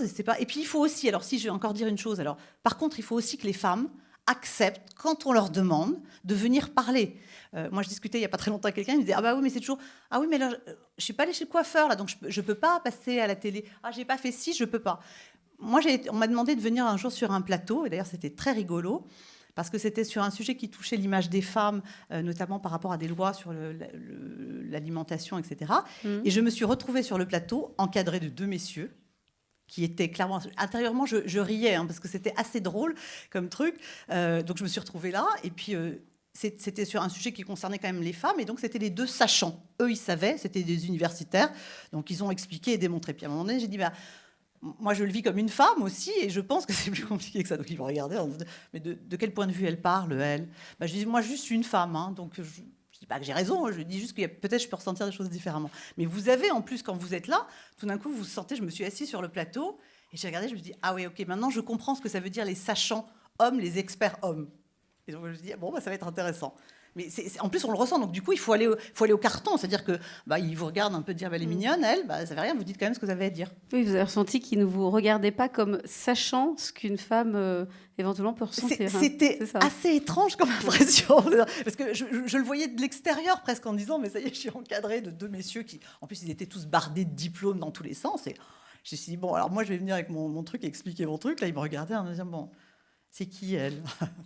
Du surnaturel. Une autre question. Oui, alors c'est vrai que c'est aux femmes de venir et de prendre la parole. C'est pas évident. Et après, on est obligé. Certains hommes, parce que quand même très condescendants, ont décidé la parité. Moi, je suis entièrement contre la parité, qui est une véritable... On nous traite vraiment comme des sous-espèces. Et d'ailleurs, cette parité, on l'a imposée en politique. Et c'est lamentable, parce que on voit bien dans les députations, quoi que ce soit, le premier, c'est l'homme, la suppléante, c'est la femme. Donc on retourne au même niveau, ce qui fait qu'on a très peu, par exemple, de députés en France, alors qu'il y a la parité. Donc on devrait avoir autant de femmes députées que d'hommes députés. Donc prendre la parole, c'est pas toujours évident, parce qu'on n'a pas l'habitude, même dans nos études, on est toujours en arrière. Moi, je me suis toujours battue. À l'époque, quand j'ai fait ma médecine, on n'était que 20%. Moi, je me suis vue dans les années 80 70 même, remonter l'amphi en tapant sur les fesses des hommes pour leur montrer ce que ça représentait, que le harcèlement. Ils ont été horriblement choqués à l'époque. Ils n'ont pas apprécié. Ah, pas du tout, pas du tout, pas du tout. Et après, ils avaient une peur de notre petit groupe. Et on leur a dit, on vous a touché les fesses, pas autre chose. On a été quand même assez soft. Donc ça, c'est pas évident à faire. Mais je crois qu'il faudrait que les femmes se prennent en main aussi. C'est pas tout de demander, il faut y aller. Il faut faire comme Muriel Ross, donc on est d'accord. Merci d'avoir pris la peine de prendre la parole. Donc, mesdames, si vous voulez continuer sur cet exemple, surtout, n'hésitez pas à vous rapprocher de Cécile et de son micro magique. Il y avait une autre question qui avait été posée sur la marchandisation du corps des femmes à la une de nombreux journaux. Et la question était, est-ce que cette marchandisation n'était pas à l'origine de l'agression ou du harcèlement de plus en plus fréquent ? Vous parliez de la femme objet. Est-ce que ça peut amener à devenir une cible ? Je ne sais pas, Muriel. Non, bon. Probablement si. Hein, voilà. C'est des questions qui, pour moi, c'est tellement une évidence. C'est-à-dire que dès l'instant où on est objet, on va être traité comme un objet. Dès l'instant où on est figé en tant qu'objet, on va être traité comme ça. Mais je reviens un tout petit peu en arrière avec l'exemple de Muriel sur la mise en scène de ce plateau, c'est-à-dire que voilà, on va prendre une témoin entre deux pontes. Mais c'est délibéré. Je crois qu'il y a quelque chose de délibéré qui fait qu'à un moment donné, Muriel a de la solidité, mais elle est quand même dans une position victime. Hein, où elle pourrait l'être. Quelqu'un qui n'aurait pas la solidité ressort de là au tapis. Hein, et de la même façon, par rapport à ce qu'on disait tout à l'heure, effectivement, si s'imposer, ça suppose ce chemin personnel qui va, à un moment donné, faire qu'on va s'imposer, mais si on n'a pas la voie possible, on ne va pas pouvoir le faire. C'est-à-dire qu'un présentateur de télévision, s'il a décidé de ne pas vous inviter, ou de vous inviter en tant que strapontin, vous serez strapontin, vous serez sur un strapontin. Donc c'est ça qui est biaisé. C'est-à-dire qu'il y a ce double mouvement et qui oblige à un moment donné à se faire entendre. Après, sur la marginalisation, je crois qu'il y a cette dimension qui ramène toujours la femme dans cette position d'objet. Et je trouve que c'est un drame. Et à partir de là, on va rentrer jusqu'à ce qui s'est passé à Cologne, par exemple, où on va à un moment donné dire comment rhabillez-vous, poupée, et comme ça, vous ne serez pas embêtés. Je crois qu'il y a une dimension comme ça. Alors la solution, c'est de se rhabiller, de déshabiller les hommes, d'expliquer quelle est la solution pour sortir de ça ? J'ai vu une très belle image devant les Trois Grâces il y a une photo qui est passée là tout récemment avec l'avenue de Riani et des femmes qui se mettaient toutes les trois nues en position des Trois Grâces. Je crois qu'il y a une provocation à un moment donné qui impose de regarder les choses autrement. Alors déshabiller ou faire ce que ma consoeur a fait, je trouve que c'est fabuleux parce qu'à un moment donné, on va déranger un ordre établi. Et en même temps, en sachant qu'on aura un retour de manivelle très important. Mais je vais revenir à ce que vous disiez tout à l'heure, parce que maintenant, en médecine, c'est l'inverse. C'est-à-dire, il y a 80% ou 70% de femmes, d'étudiantes, et 30%. On arrive même maintenant, pour des concours, à faire une parité inversée, c'est-à-dire à obliger finalement à réduire une espèce de discrimination positive du côté des hommes pour qu'il y ait suffisamment d'hommes, parce que c'est les femmes qui prennent, les étudiantes qui prennent la place, et ce qui est une bonne nouvelle. Mais sauf qu'à l'arrivée, au bout du compte, que ce soit dans les artistes, je vois par exemple par rapport aux compositrices de musique contemporaine, dans les classes, il y a 80%. À l'arrivée, il y a une femme sur 10 qui perce en tant que compositrice. Voilà, donc il y a un tel blocus là que c'est vraiment difficile, même quand on a une énergie. C'est pour ça que cet agir ensemble, qui est vraiment tous ces mouvements qui à un moment donné obligent et pointent des choses avec un lobbying, avec même des actions juridiques contre les discriminations et choses comme ça, c'est vraiment très important à mon avis. Muriel Ross, quand on vous dit femme-objet, est-ce que, par exemple, vous étiez entre ces deux sachants qui n'avaient pas tellement envie de vous entendre, est-ce que vous sentiez un peu femme-objet ? Est-ce que vous avez déjà ressenti cette position ?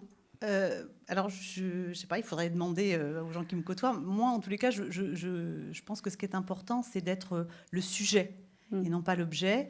J'essaye, et quand je me sens comme ça menacée, enfin, en me disant, je me dis toujours intérieurement, en tous les cas, il y a un truc que vous n'aurez pas ma liberté de penser, comme le chante si bien un chanteur. Et donc ça me permet de dire, à partir du moment où j'ai mon autonomie de pensée, vous pouvez dire de moi ce que vous voulez. Moi, je peux penser différent.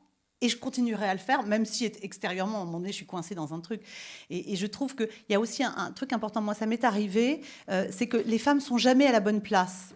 Je vais vous raconter une anecdote qui m'est arrivée sur ce projet Femmes majuscules. Je discutais avec des gens, avec des avocats, et on parlait. Ils me disaient, bon, qu'est-ce que tu fais? Alors je dis, bah voilà, en fait, je suis en train de lancer un magazine. Enfin, j'expliquais ce que je faisais. Et puis, je dis parce qu'il y a quand même une problématique, il n'y a pas suffisamment de femmes à l'Assemblée nationale.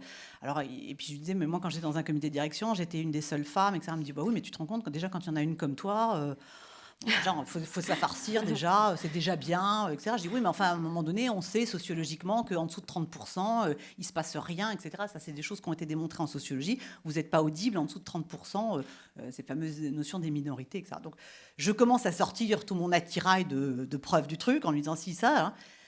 Et là, il me regarde. Donc avant, il me regarde, il me dit, ouais, mais t'es trop documenté sur le sujet. Alors là, je me suis énervée. Je lui dis, attends, quand on nous pose la question qu'on ne sait pas répondre, on dit, parce que moi, ça m'est arrivé en réunion. Voilà, on lui a demandé sa part de marché, elle ne sait pas répondre. Donc, on va dire, alors qu'un mec, il aurait dit, ça n'est pas le sujet.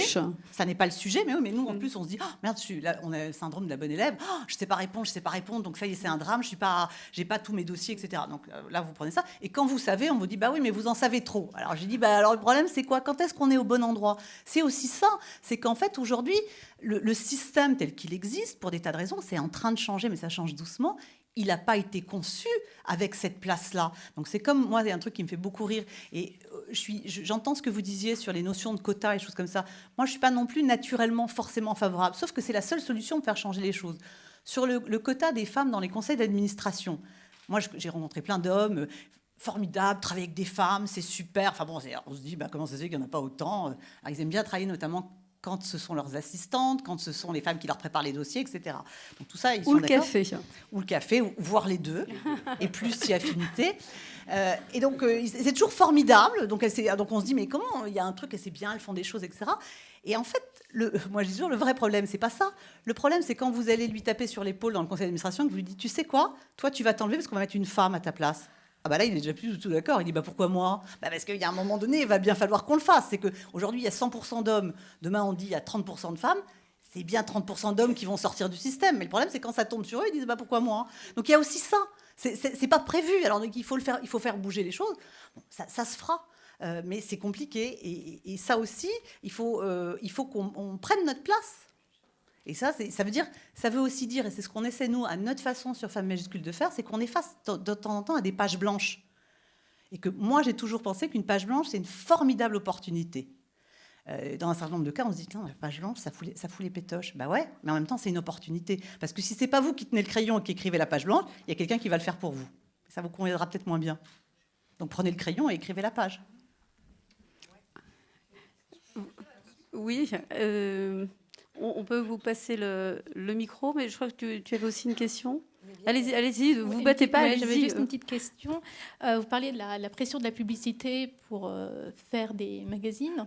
Et je voulais vous interroger, moi, sur celle que vous publiez dans le vôtre, page 13, dans le numéro de mars-avril, pour celles qui n'ont pas dans le magazine sous les yeux. C'est une pub, une femme qui vante un produit pour écurer les toilettes. Et en 4e de couverture, c'est une femme nue qui vante c'est un produit pour le corps, un lait corporel. Je voulais savoir si c'était pas une forme de complicité, de la domination dans ce rôle de la femme objet, en acceptant de passer ce genre de publicité dans son magazine. Bah, si vous voulez, simplement, quand vous avez besoin... Parce que pour passer des messages... Alors, là aussi, moi, je voudrais revenir sur un point, sur la liberté de s'exprimer, etc. Elle est aussi beaucoup, dans notre pays, comme dans beaucoup d'autres, liée à la liberté de l'argent. Donc, il y a un moment donné, moi, je suis d'accord de perdre un peu d'argent en faisant ce magazine, mais là, j'en perds vraiment beaucoup. Et après, c'est aussi une façon de faire financer tout le reste des messages qu'on utilise. C'est un moyen. Il y a un moment donné, moi je suis d'accord de faire différent, mais dans ce cas-là, c'est-à-dire que le magazine que vous avez sous les yeux, il coûte à peu près entre 5 et 10 euros, si je veux payer correctement les gens. Donc vous allez me dire, oui, mais le L, il est à 2 euros. Bah oui, mais le L, il devrait vous le donner, que je pense, quasi gratuitement. Donc voilà, c'est des questions économiques aussi. Mais moi, je n'ai pas l'impression du tout que parce qu'ils viennent acheter une page, je ne les ai pas rencontrés, ces gens-là, et voilà, et ils n'ont aucune influence sur ce qu'on peut écrire par ailleurs. Oui, vous utilisez le système, mais pour d'autres choses. Hein. En tous les cas, moi, j'ai pas l'impression, puis il y a des gens qui travaillent au quotidien avec moi, ils peuvent vous le dire, je connais en plus suffisamment bien l'univers des marques, c'est quand vous commencez à être totalement dépendant de ça que c'est dangereux. Parce que là aussi, je reviens à ce que je disais tout à l'heure, la question de dire c'est pas bien ou il faut faire autrement, je suis d'accord. La question, c'est qu'après, il faut faire. Et je peux vous assurer que des portes, j'ai été taper un nombre de portes, nombre de banquiers, des gens, etc. Personne ne veut entendre parler du sujet. On m'a dit, ou encore, vous auriez fait un magazine pour des jeunes, je veux bien. Enfin là, franchement... Donc voilà, c'est aussi ça. Et ça, c'est aussi à nous de le faire bouger. Donc moi, je ne désespère pas de réussir à le faire bouger. Pour l'instant, j'utilise aussi une partie du système et qu'à un moment donné, ça fait partie du financement. Est-ce que c'est pas assez incroyable aussi qu'en 2016, il y ait autant de réticences, autant de freins auxquels vous vous heurtez? On ne parle pas de quelque chose de révolutionnaire, on parle juste de femmes qui ont plus de 40 ans. Ça me paraît incroyable, moi, qu'il y ait une telle résistance, comme si votre combat était révolutionnaire. Hein. Alors, ce qui est assez intéressant, c'est que c'est très franco-français, ça aussi. Et par exemple, en Allemagne, l'équivalent de ce qu'on fait, au début, il y avait un magazine. Aujourd'hui, ils sont 3 et ça fonctionne très bien. Voire, je crois que même il y en a un 4e. Donc, c'est possible. Donc, bien sûr, c'est possible. Bien sûr que c'est possible. Mais ça veut dire qu'à un moment donné, vous devez garder la barre sur ce que vous faites. Parce que moi, je peux vous dire que c'est facile de dire, je vais dans... Moi, tout le monde m'a expliqué qu'en fait, il fallait faire un magazine de luxe, qu'il fallait faire, etc., etc. Moi, je ne veux pas et je préfère pas faire que faire ça. Donc, mais il y a un moment donné, vous êtes aussi dans la contrainte. Je vous passerai les détails de mes chiffres, mais je pourrais partir beaucoup en vacances si je ne faisais pas ce magazine. D'ailleurs, je pourrais être toute l'année en vacances. Donc après, c'est des choix. Et moi, j'assume mes choix là-dessus. J'ai absolument pas de difficulté par rapport à ça. Et aujourd'hui, les résistances, je pense qu'elles sont aussi dans un microcosme de décideurs qui veulent pas entendre parler de ça. Enfin, je veux dire, je vous apprends rien. Vous savez très bien qu'en France, il y a une scission entre ce qu'on appelle, entre guillemets, les élites et le reste. Et donc, c'est eux qui dirigent, qui dirigent le système et qui vous disent ce qui est bien, ce qui est pas bien. C'est eux qui formatent la façon de penser.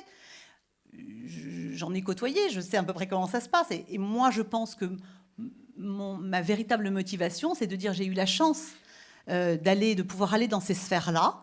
Je sais un certain nombre de choses, j'ai vu, je connais une partie des codes, n'en venant pas à l'origine, je les ai appris. Et je pense que mon job, c'est d'ouvrir la porte pour les autres femmes. Et non pas de dire, j'y suis, je ferme la porte comme font beaucoup, et j'y suis bien. Voilà. Mais ça, c'est un choix personnel. Alors après, je ne vais pas me faire psychanalyser aujourd'hui. Allongez-vous. Je sais à quoi c'est dû. Enfin, je veux dire, après, on a toute notre histoire personnelle qui fait qu'on a envie de bouger sur les choses. Mais je crois que c'est important d'ouvrir ces portes et d'essayer de faire les passerelles. Ça, et moi, c'est ça que j'essaie de faire. Après, on peut toujours dire, et j'accepte 200% la critique. Un jour, on a passé une page avec une femme qui faisait une publicité pour un truc sur le régime, et on a dit, mais je croyais que vous étiez contre les régimes. On dit, mais nous, on n'est pas ni pour ni contre. On dit que ce qui est important, c'est de s'alimenter correctement, mais on n'est pas à dire qu'on va perdre nos 4 kilos avant le maillot. Mais voilà, mais à un moment donné, j'ai aussi une contrainte économique. Du syndrome de la page blanche, je trouve ça très très bien parce que ça veut dire effectivement qu'on est là pour écrire, mais en l'occurrence j'ai l'impression qu'on a perdu les moyens d'écrire, c'est-à-dire il y a encore 15 ans on est d'une génération qui était hyper conquérante, or maintenant, enfin j'en parle en connaissance de cause, 50 ans ça veut dire que sur le marché de l'emploi, un maximum de compétences, on a droit aux emplois aidés, c'est-à-dire qu'on a droit de bosser au rabais au moment où on est au maximum de ses compétences. Et ça veut dire quoi aussi? Qu'on a juste le droit de se la boucler, et voilà, pas plus que ça, parce que sinon, on tombe dans des processus encore pires que ce qu'on vit. Et des femmes brisées, de mon âge, j'en vois beaucoup. Moi, j'ai la chance d'avoir encore un espèce de ressort qui me pousse vers le haut et qui m'empêche de couler, mais il y a énormément de femmes qui, effectivement, dans les années 80, on est cette génération qui était étaient jeunes dans les années 80, qui avaient vraiment de l'espoir, des projets pour l'avenir, et certaines d'entre nous qui en ont fait beaucoup, j'en fais partie. Et à un moment donné, effectivement, on passe cette barre fatidique des 50 ans, et là, on ne vaut plus rien, on ne ressemble plus à rien, et en aucun cas, on ne se sent encore la possibilité pour beaucoup que d'aller revendiquer quoi que ce soit. C'est-à-dire que là, il y a un état de fait. Alors, qu'est-ce qu'on peut faire? Vous parliez d'ouvrir des portes. Je suis complètement d'accord. C'est-à-dire comment on peut passer le relais, parce que là, on fait partie encore, grosso modo, d'une élite qui va chercher ce type d'information, qui se réunit là ce soir, mais on n'est pas les plus mal lotis. Il y en a énormément d'autres. Et si toutes ces femmes, enfin, on parle pour elles, on parle en leur nom, on est gentille, mais en même temps, ça leur apporte quoi? Qu'est-ce qu'on fait concrètement? C'est-à-dire, effectivement, c'est pas un appel à la révolution, j'en suis pas là. Ce que je veux dire, c'est effectivement qu'est-ce qu'on fait concrètement pour aller redonner de l'espoir, tout simplement, la parole réellement, et surtout, ouais, c'est ça, dire les choses telles qu'elles sont, et dire ça n'est pas normal, c'est pire, on est dans une régression totale, quoi, par rapport à ça. Moi, je ne peux pas répondre pour toutes les femmes. Moi, je n'ai pas l'impression... moi, j'essaie d'écouter. Moi, je reçois des courriers de lectrices, des témoignages de femmes, dont un qui m'a particulièrement touchée, qui m'a dit « Si je suis encore là, c'est grâce à vous ». C'est lourd à porter, et je n'avais pas conscience de ça. Donc je me dis, effectivement, alors nous, on amène notre écho au système, on essaie d'aller chercher des témoignages de femmes, de parler, de dire à d'autres femmes en montrant des parcours de femmes, de leur dire, vous voyez, elles ont fait, on peut essayer de créer des choses. Et après, je crois aussi qu'il y a une espèce d'économie parallèle à créer, parce que par exemple, nous, quand on fait des études, on se rend compte qu'il y a une partie des femmes qui disent... Moi, par exemple, alors je vais prendre l'exemple des vêtements, elles trouvent rien qui leur plaise, etc. Mais c'est normal, puisque vous avez des filles qui ont 20 ans, et j'ai rien contre les filles de 20 ans, je vous rassure tout de suite, qui dessinent des modèles pour des femmes dont le corps a subi, par exemple, a subi des transformations liées à plein de choses, à sa propre histoire. Et donc, là aussi, elles nous disent très clairement qu'il y a une perte dans l'économie, et ça, on le sait, les économistes l'ont dit, parce qu'à un moment donné, on a, je crois, 90% des femmes qui, quand elles ne trouvent pas ce qu'elles voulaient, c'est-à-dire soit elles remettent leur achat, soit elles n'achètent pas. Et ça, on sait, ne pas acheter ou remettre son achat, ça veut dire que c'est perdu. Or, ça ne fait pas tourner l'économie. Et on a aussi besoin de ça, et une des façons de faire tourner l'économie pour ces femmes-là, si, par exemple, moi j'ai beaucoup travaillé dans des services marketing, un chef de produit, une femme chef de produit à 50 ans, ça n'existe pas. Pas en France, en tous les cas. Donc là aussi, et pourtant moi j'ai assisté à des réunions où j'ai expliqué ce que je faisais, où il y avait deux rangs. Il y avait le rang des chefs de produits et des chefs de groupe, dans les produits de grande conso. Donc grosso modo, chef de produit, chef de groupe, vous allez entre 22, 23 ans et une petite trentaine. Parce que s'il y a 35, vous n'êtes pas directeur du marketing, vous circulez. Et puis derrière, il y avait un rang d'assistantes, de femmes qui s'occupaient de la promo, etc., qui étaient plutôt des femmes qui avaient 45, 50 ans. Donc un premier rang, c'était en permanence des questions, mais non, vous ne pouvez pas dire ça, les femmes, elles ne veulent pas, etc. Et un rang derrière de femmes qui, pendant que je parlais, faisaient tout le temps comme ça. Donc voilà, donc là aussi, il y a des choses. Alors peut-être qu'il faut s'organiser différemment et dire, nous, on va faire des produits, on est des femmes de 50 ans, on va faire des produits pour les femmes de 50 ans, et on va le dire comme un argument marketing proprement dit. Ça veut dire aussi qu'on se dévoile, qu'on ose le dire. Je pense qu'il y a des choses à faire, parce qu'à un moment donné, on voit des trucs, on se dit, tiens, ça, c'est vachement bien pensé. Et en tous les cas, j'ai l'impression qu'on ne pense plus pareil, ou exactement, on ne voit plus forcément les choses exactement de la même façon quand on a 20, 30, 40, 50, 60, 70 ans. Donc c'est plutôt une chance, et donc on a envie de choses qui nous correspondent. Et là, donc là, ça veut dire qu'il faut faire des choses, mais ça veut dire qu'on résiste aussi à tous les colibés qu'on peut se prendre, etc., etc. Et ça n'est pas facile. Moi, je ne suis pas du tout... Il y a 8 jours, on avait une réunion à la rédaction, et on a des femmes qui sont venues. Pareil, on se dit, il y a un truc qui ne va pas. Donc, nous, on essaye à notre façon de dire, voilà, on va essayer de vous montrer qu'on peut faire différemment. Et je peux vous dire que pour nous, au quotidien, vous pouvez demander à Nathalie, qui est là, ou à Lisa, au quotidien, on jongle avec des ficelles, des bouts de scotch et des machins. Mais on se dit, on va essayer. Donc, non, alors par contre, si on cherche la facilité, c'est sûr que ce n'est pas la facilité. Mais il va bien falloir qu'on bouge. Parce que c'est pas possible, et en plus, c'est pas possible de laisser toute cette énergie. Enfin, on ne génère que de la frustration. Je crois que Thierry pourrait aussi parler des conséquences que ça a, parce que ces femmes qui sont mises, je vais le dire comme ça, parce que c'est un peu ça dont on a l'impression, au rebut. Votre ticket n'est plus valable, madame. Non, mais vous pensez quand même pas que vous allez changer de job à 50 ans. Non, mais vous avez vu ça où? Mais vous avez jamais fait ça. Vous n'avez pas commencé maintenant? Bah si. Et même si ça vous dérange. Oui, pour compléter ce que dit Muriel, je crois que l'obscurantisme se nourrit de la crise, c'est-à-dire cette régression dont vous parlez. Je trouve tout à fait ça. Et moi, je vois par rapport aux patientes, voilà, dans des métiers qui sont moins glorieux que ceux-ci, que ce soit femmes de ménage ou d'autres, ou employés, ou dans la grande distribution notamment, et qui, à un moment donné, dire entre la page blanche et le papier froissé, il se passe pas beaucoup de temps, hein, finalement, peut-être une vingtaine d'années, et le papier froissé, il va vite à la poubelle, quoi. Ce qui fait qu'à un moment donné, il n'y a plus. Voilà. Et comment agir par rapport à ça? En tant que psychiatre, moi, je les mets en lien de plus en plus avec la dimension juridique, de façon à ce qu'il y ait une mobilisation. Et on a maintenant en France la possibilité de se regrouper dans des démarches juridiques. Et je vois dans certaines entreprises où ça se passe très mal, où voilà, quelques-unes se regroupent et lancent des actions comme ça. Et en même temps, je crois qu'au niveau politique, il faut se débattre. Je reviens sur la question de la parité. C'est vrai que c'est vraiment pas l'idéal. Mais si à un moment donné, on impose des choses comme ça, il y a au bout d'une ou deux générations, quelque chose se passera. C'est-à-dire les compétences seront reconnues. Il y a quelque chose qui s'installera, qui fera qu'à un moment donné, comme dans les pays scandinaves, on impose quelque chose où l'homme et la femme ont leur place. Et moi, je crois que c'est...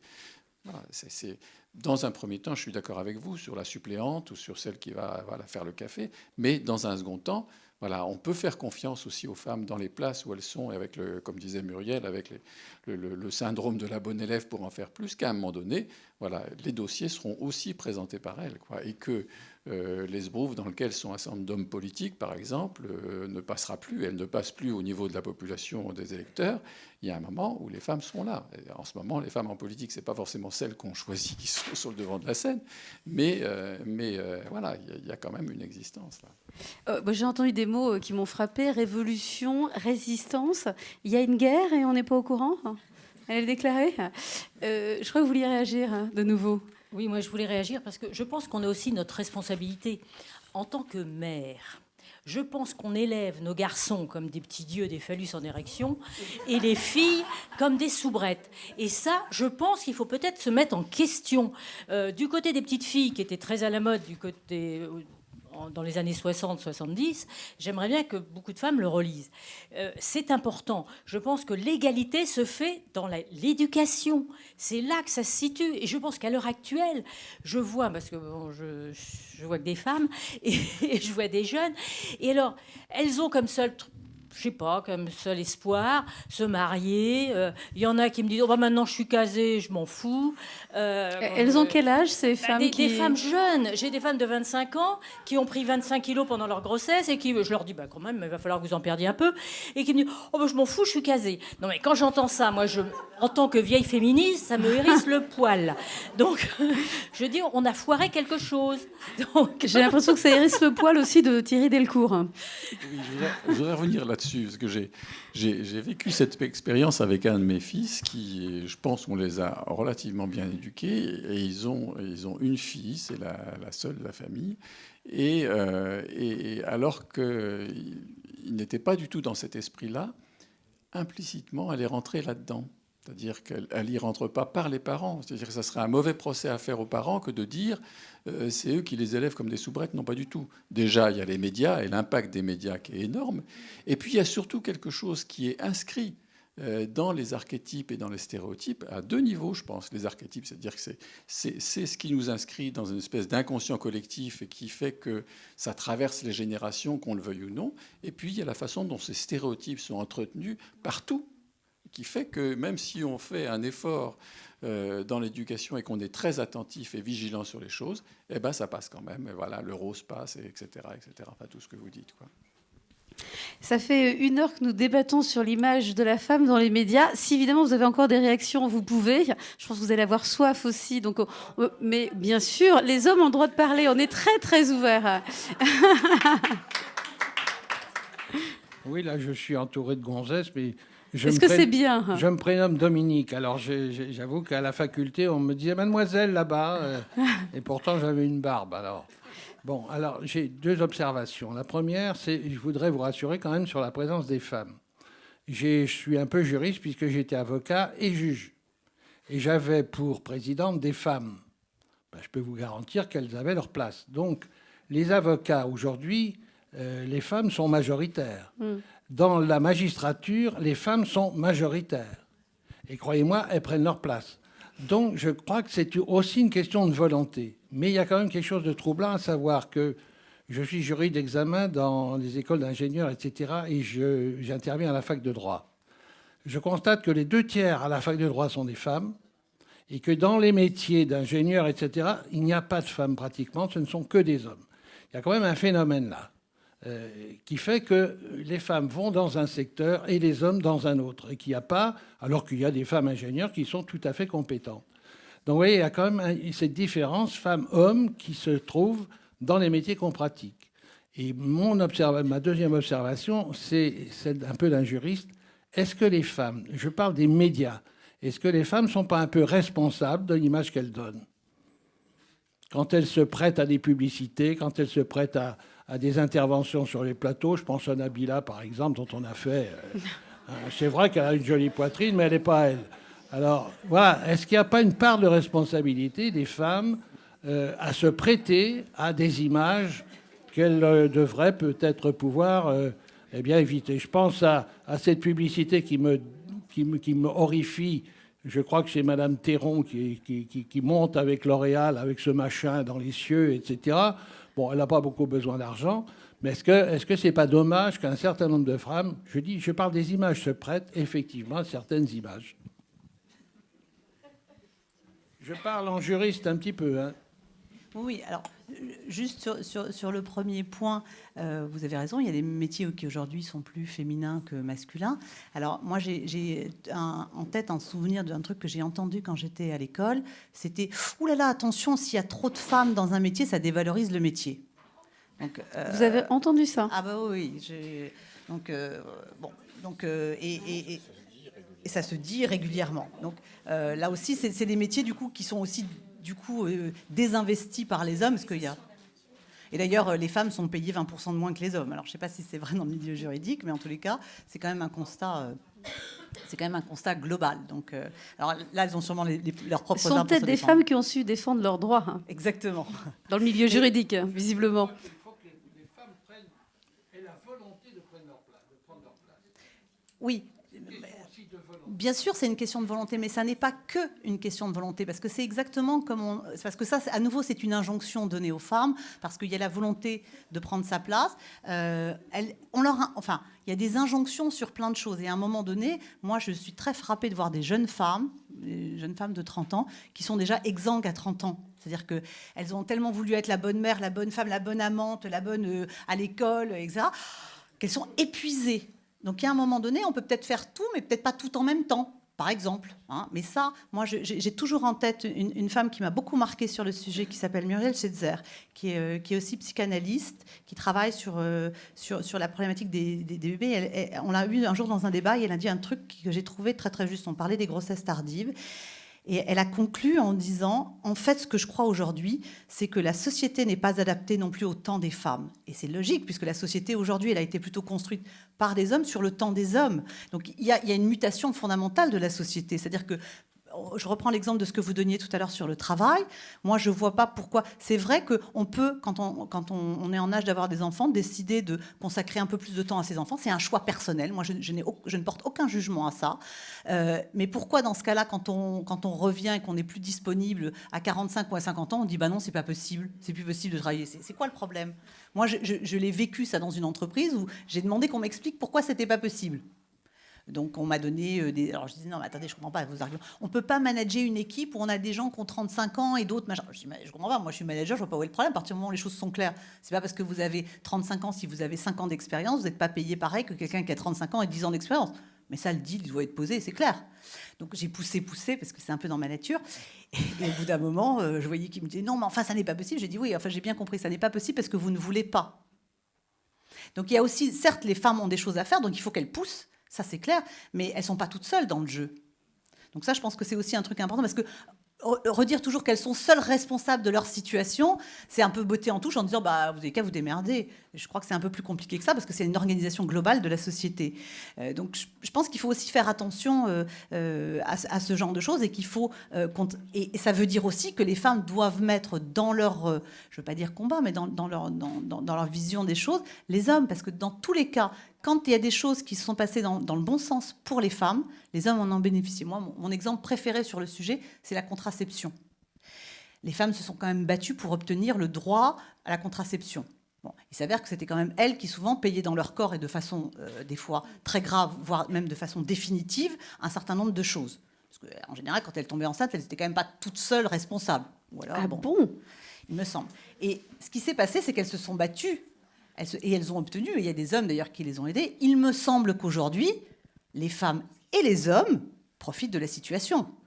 Donc, et à un moment donné aussi, les acquis pour les femmes profitent aussi aux hommes. Et donc, c'est à nous de faire en sorte que les hommes comprennent aussi ça et se battent à nos côtés. Il y a des hommes qui se battent pour ce genre de choses, qui se battent ou qui essaient de faire bouger les choses. Mais encore une fois, dans des assemblées, quand vous vous retrouvez toute seule à défendre ça devant 15 mecs, eh ben, c'est pas facile quand vous êtes une femme. Donc voilà, moi je ne jette la pierre à personne, je sais qu'il faut être combatif, je sais qu'il faut... Mais il faut aussi qu'on prenne conscience au niveau sociétal des choses. Et de temps en temps, il y a des beaux discours, il y a plein de gens par exemple qui s'intéressent à la place des femmes dans les entreprises. Très concrètement, ils font pas grand-chose. Mais ils sont à tous les cocktails en disant c'est formidable, c'est formidable. Ça, on a bien compris que c'était formidable. Bon, derrière, moi je me dis toujours, et eux, concrètement, ils font quoi ?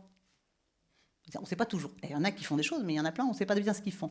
De la même façon, les femmes doivent essayer de faire bouger les choses. Donc on est tous partie prenante de ce truc-là. Et moi, personnellement, je pense que ça sera mieux pour tout le monde, pour les femmes, mais aussi pour les hommes.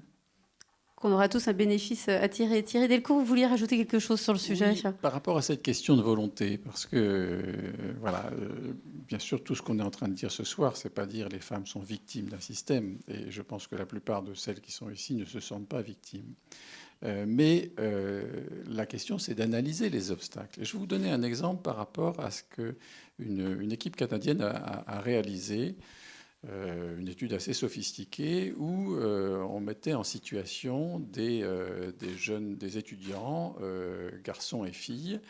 On les mettait en ce qu'on appelle un IRM fonctionnel, c'est-à-dire on vérifie l'efficacité du travail psychique et intellectuel. Et maintenant, on a la possibilité de visualiser ça. Et on leur posait une équation mathématique, garçons et filles. On les mettait dans l'IRM. Les réponses étaient à peu près similaires pour l'un et pour l'autre. Si par contre, avant l'expérimentation, on disait aux filles, oui, mais de toute façon, les filles, elles ne sont pas très bonnes en maths. Le résultat, c'est que les aires qui étaient sollicitées étaient les aires émotives et que les résultats à la fin étaient nettement inférieurs chez les filles que chez les garçons. Donc c'est à ce niveau-là qu'il faut reposer la question de la volonté, c'est-à-dire des automatismes qui font que ce sont à la fois des automatismes de représentation, d'image, qui finalement vont amener à dire, et comme vous le dites d'ailleurs, ah ben non, je ne peux pas être ingénieur. Alors que la voie devrait être ouverte. Mais il y a quelque chose qui est plus fort que la question de la volonté. Ce n'est pas le yes you can. Oui, ça serait bien que ce soit comme ça. Il faut qu'on aille vers ça. Mais il y a le poids de l'image. Et quand on dit l'image, je crois qu'il faut bien entendre ça comme un discours. La force d'un discours, des discours contradictoires, en plus, qui sont dans ce qu'on appelle une double contrainte, c'est-à-dire qui à la fois proposent des choses contradictoires, qui à un moment donné ont un effet paralysant. Et donc, à partir de là, on peut poser la volonté, mais il faut que la volonté soit associée à une ouverture sociétale qui permette de penser autrement les choses. Donc, mesdames, vous êtes formidables et il faut vous le rappeler matin, midi et soir, et on le sera encore plus, si on a bien compris, docteur. Oui, c'est ça. Tout à l'heure, dans l'émission, je vous disais cette espèce d'injonction un peu folle, mais qui serait peut-être la plus vraie, c'est « sois toi-même ». Et qu'à un moment donné, les parents puissent transmettre ça. Alors, c'est au niveau d'une injonction, ça serait ridicule, mais au niveau de toute une éducation qui amènerait à ça, c'est-à-dire face à des situations, et combien de fois je dis aux parents, mais reposer les questions. Quand on regarde des informations avec les enfants, il faut dire, voilà, faut poser, qu'est-ce qui se passe, comment tu vois ça, et discuter autour de ça, et remettre en question justement ces automatismes, ces représentations. Et à ce moment-là, le soi toi-même, il a du sens. C'est-à-dire qu'à un moment donné, il n'y aura pas d'obstacle à ce que je sois ingénieur si la voix est celle que je ressens à un moment donné, ou d'être pilote de ligne. Il y en a heureusement un certain nombre. Je ne suis pas sûre que vous soyez pilote de ligne, mais je sais que vous avez une question à nous poser. Oui. En fait, je voulais rebondir sur deux thèmes qui ont été abordés. Premièrement, le jeunisme à l'égard des femmes de plus de 50 ans. Bon, c'est vrai que les femmes sont particulièrement touchées pour tout un tas de raisons de vie, d'éducation des enfants, etc. Mais tout de même, en rétablissant les choses, actuellement, le jeunisme ne touche pas que les femmes, bien au contraire, et les jeunes sont très touchés, les hommes sont très touchés aussi. Bon, deuxième chose, l'éducation des garçons et des filles. Je crois que c'est Hillary Clinton qui disait qu'il faut tout un village pour éduquer un enfant. C'est-à-dire qu'effectivement, les parents ne sont pas seuls. Et que l'environnement est très important, ce que vous disiez effectivement. Et la dernière chose, c'est une question que je voudrais poser, parce que c'est une expression qui m'agace, mais alors souverainement, j'en hurle chaque fois que je l'entends. Et je voudrais savoir d'où ça vient. Vous qui avez fait du marketing, vous devez pouvoir nous expliquer d'où vient le concept de la ménagère de plus de 50 ans. Ah, vous tombez bien, elle adore cette expression. C'est sa favorite. Pardon, de moins de 50 ans. La ménagère de moins de 50 ans, excusez-moi. Parce qu'après, on est Après, on n'est plus. Oui, alors, ça vous réjouit. Oui, ça c'est. Déjà, ce que je trouve absolument incroyable, c'est que ça existe toujours. Alors, je racontais que j'ai vu récemment, dans ce que s'appelle un mediabook, enfin bon, peu importe, hein, c'est quelque chose qui permet de savoir quelles sont les audiences des différents médias. C'est pas celui de cette année, il doit avoir 2 ans, donc c'est quand même assez récent. Une catégorisation qui était homme, femme, ménagère. J'ai dit, et comme je connais les gens qui travaillent dans ce truc-là, j'ai dit, vous direz de ma part que je ne savais pas que ménagère était le 3e sexe. Mais bon, pourquoi pas. Donc, je pense que ça vient en fait des origines en fait du marketing qui sont dans les années 50-60, où effectivement les femmes étaient plutôt à la maison, donc c'était des ménagères. Ce qui est formidable en plus, c'est que on vous dit aujourd'hui c'est dépassé. Alors ils vous disent mais bien sûr on le sait, etc. Mais c'est un raccourci. C'est comme le mot senior, c'est un raccourci. Sauf que quand vous dites ménagère, moi j'ai une image immédiatement, c'est des gants Mappa et des bigoudis sur la tête. Voilà. Et ça, moi, personnellement, j'en connais pas. Et ménagère senior. Et alors, la ménagère senior, alors là, je n'ose même pas imaginer le tableau. Donc, c'est quelque chose qui est une espèce de truc qui est resté dans le langage et qui continue. Alors, maintenant, il y a un autre truc qu'on appelle le responsable des achats. Bon, alors là, parce qu'on vous dit, là, en plus, c'est pas sexuel. Responsable des achats, ça peut être un homme et une femme. Donc, 85% des décisions d'achat dépendent des femmes. Hein, mais bon, donc là aussi, il y a des choses à savoir. C'est-à-dire qu'on a quand même le pouvoir économique. Il faut le savoir, parce qu'à 85%, on décide de tout ce qui est acheté dans une maison. Donc là, si on n'est pas d'accord avec des trucs, c'est le moment d'agir par des actes très clairs. Et ça, je peux vous garantir que dès que vous allez toucher au porte-monnaie des gens, il y a des réactions immédiates. Hein. Donc voilà. Donc la fameuse ménagère de moins de 50 ans n'a pas encore fini, mais on espère bien la bouter hors de France, comme fit notre Jeanne d'Arc nationale. Donc on désespère pas. Mais c'est là aussi, et quand vous expliquez que ça pose question, les gens vous disent toujours mais. Non mais entre nous, on sait. Mais le problème, c'est que le mot, il est connoté. Il y a une image qui vient immédiatement. Parce que moi, franchement, des ménagères, je ne sais pas bien ce que c'est. Et le mot demeure. Je crois que ce sera la conclusion, parce que vous avez tous soif. Et moi, je conclurai peut-être en disant que visiblement, derrière un sujet qui est fait normalement l'apologie du superficiel, l'image, on a rencontré beaucoup de réalités qui ne l'étaient pas du tout superficielles, et que c'est quand même assez étonnant d'en faire la conclusion. Oui, Thierry, vous pouvez. Je me permets de dire un tout petit mot. Oui. Voilà, pour reprendre le ménagère de plus de 50 ans. Oui, non, mais justement, le lapsus que vous aviez fait. Et pour dire effectivement que par rapport au soi toi-même, je voulais terminer ça, c'est-à-dire qu'on peut être défini par ce qu'on n'a plus ou ce qu'on n'est plus, mais on peut aussi, et c'est là où il y a une responsabilité de chacun, être défini par ce qu'on est ou ce qu'on va imposer de cette différence. C'est-à-dire dans une dimension de positivité, dans une dimension de créativité à un moment donné. Facile à dire, pas facile à faire, mais je crois que cet agir ensemble, il va dans ce sens-là. Excusez-moi. Non, ne vous excusez pas, au contraire, on vous remercie. On vous remercie toutes d'être venues, d'avoir questionné cette image de la femme dans les médias. On vous remercie évidemment, Muriel Ross, d'être venue et puis de faire un magazine qui parle autrement de nous, les femmes de plus de 40 ans. Merci. Merci à vous.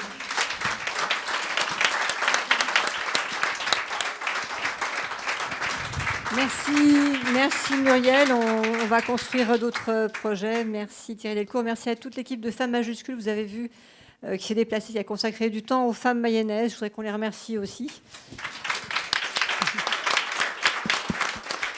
Voilà, et pour répondre à une des questions, pour agir concrètement, il y a des petites feuilles, vous inscrivez à un atelier, vous amenez vos thématiques, ce qui vous intéresse, vous réagissez à cette soirée, et c'est avec plaisir qu'on donnera suite à toutes vos propositions. Merci. Maintenant, on va partager un petit verre ensemble.